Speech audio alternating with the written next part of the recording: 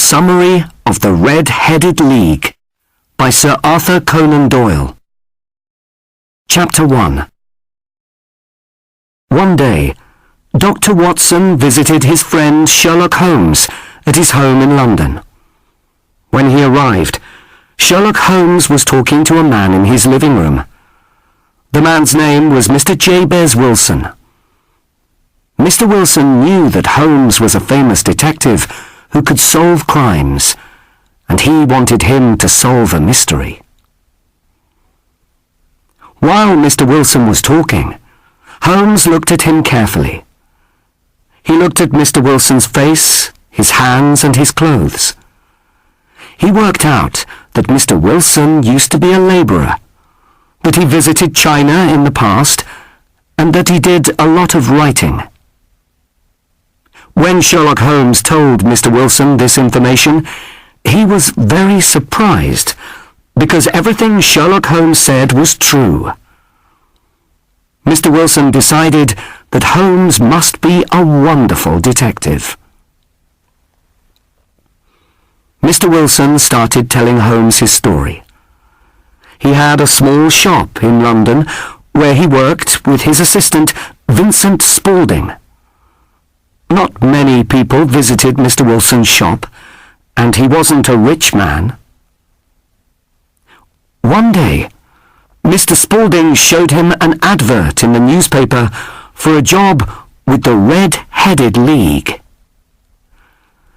The Red-Headed League found jobs for men with red hair.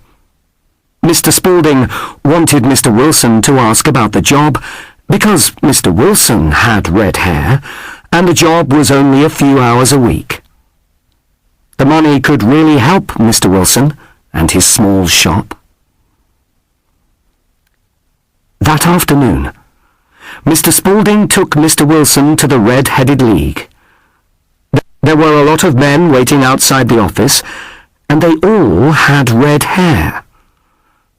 But Mr. Spaulding pushed past all the men until they were outside the door. They went inside and met the manager, Mr. Duncan Ross, who told them about the job. The person who got the job would have to come to the office every day between 10 and 2 o'clock. He wouldn't be able to leave the office during this time. While he was in the office, he would have to copy all the information from a large encyclopedia into a book. The pay was £4 a week. This was a lot of money.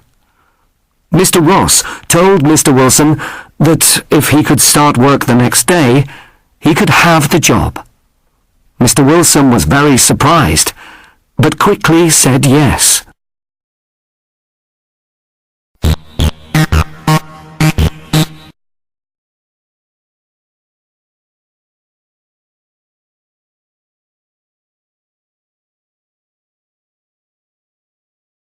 Chapter 2.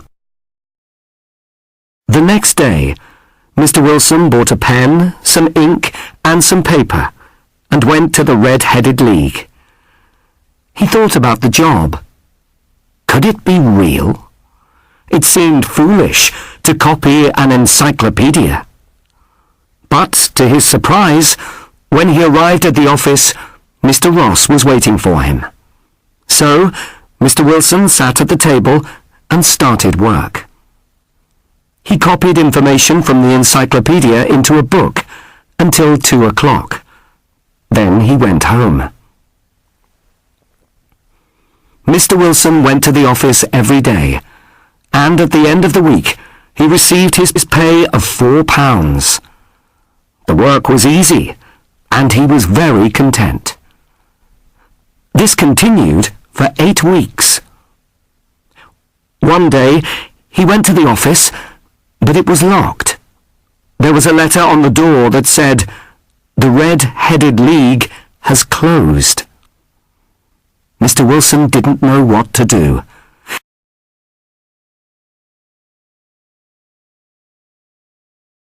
He asked the landlord why the office was closed, but the landlord said that he didn't know. He said that he didn't know Mr. Ross or the Red-Headed League? It was a mystery, and Mr. Wilson wanted Sherlock Holmes to solve it. Holmes asked Mr. Wilson some questions about his assistant, Mr. Spaulding. After Mr. Wilson left, Holmes asked Dr. Watson to go to a violin concert with him that evening. On the way, they could go past Mr. Wilson's shop. When they arrived, Holmes walked up to the shop and hit the ground with his walking stick 3 or 4 times. Dr. Watson thought this was very unusual. Then Holmes knocked on the shop door. A young man answered, and Holmes asked him how to get to the concert. "Did you knock on the door so that you could see the young man who works for Mr. Wilson?" asked Dr. Watson. "No. I didn't want to see the man. I wanted to see the knees of his trousers," replied Holmes. Dr. Watson thought that was a very unusual answer. He didn't understand. But Holmes didn't explain. He was looking carefully at the different houses and shops behind Mr. Wilson's shop. There was a newspaper shop, a bank, and a restaurant. Then it was time to go to the concert, so the 2 men left.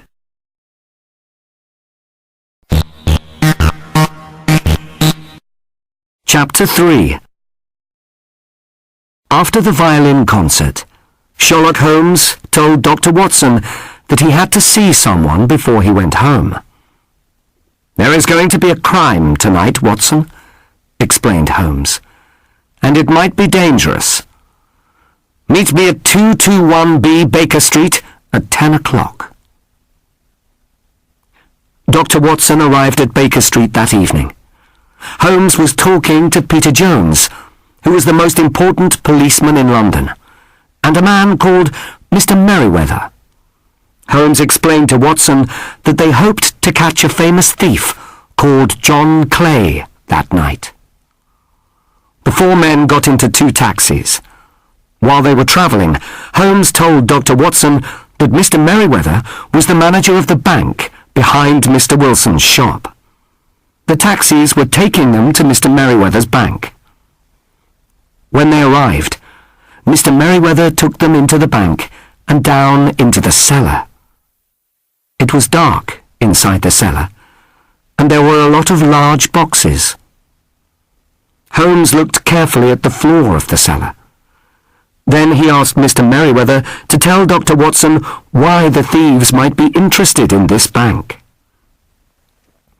"They are interested in the gold in the boxes in this cellar," explained Mr. Merryweather. "It is unusual to have so much gold in one bank, and we have been worried. We wanted to move it." Holmes explained that the thieves were going to come into the cellar under the ground from Mr. Wilson's shop. Now there were 3 policemen waiting outside Mr. Wilson's shop. Holmes and the 3 men were waiting inside the cellar. The thieves wouldn't be able to escape. Holmes turned out the light, and the 4 men waited for the thieves to arrive. After about an hour, the men saw something. One of the large square stones in the floor started to move. Suddenly, they saw a hand. The hand slowly moved the stone up and to the right. Then a young man climbed out of the hole and into the cellar. When the young man stood up, Holmes quickly grabbed his arm. It was John Clay. "John Clay, your red-headed idea was a good one, but we've caught you," said Holmes.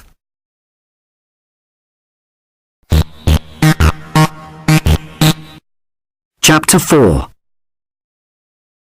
Sherlock Holmes and Dr. Watson returned to Baker Street, and Holmes explained the crime to Watson. John Clay had the idea for the Red-Headed League because his friend Mr. Ross had red hair. Holmes knew that the job of copying out the encyclopedia was too foolish to be a real job. Clay and Mr. Ross invented the job because they wanted Mr. Wilson out of his shop. Why? Mr. Wilson told Holmes that Mr. Spaulding often used to work in the cellar. Holmes thought that this was unusual. Holmes asked some questions about Mr. Spaulding and found out that he was John Clay, the thief. When Holmes knocked on the door of the shop, he saw that the knees of Mr. Spaulding's trousers were dirty and had holes in them. Holmes deduced that he was digging a tunnel with Mr. Ross when Mr. Wilson was not in the shop. When I saw that the bank was behind Mr. Wilson's shop, I knew why they were digging a tunnel, said Holmes. They wanted to take the gold from the bank. How did you know that they wanted to take the gold on Saturday night? Asked Watson. When they closed the Red-Headed League, I knew the tunnel was finished. If they took the gold from the bank on Saturday, they would have a day and a half to escape before the bank opened on Monday, replied Holmes. Well done, Holmes, said Watson.